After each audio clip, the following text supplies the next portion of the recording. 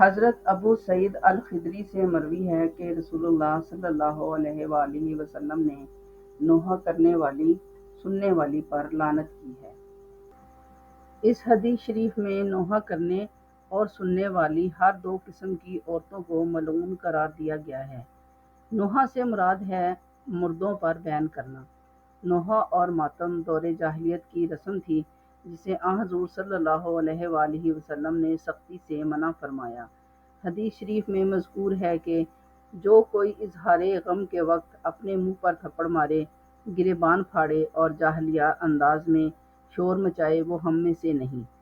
مذکورہ حدیث میں عورتوں کو اس لیے خطاب فرمایا گیا ہے کہ دور جاہلیت میں عورتیں کسی کے مرنے پر خصوصی طور پر واویلا کیا کرتی تھیں۔ حضور صلی اللہ علیہ وآلہ وسلم عورتوں سے بیعت لیتے وقت یہ عہد بھی لیتے تھے کہ وہ نوحہ نہیں کریں گی۔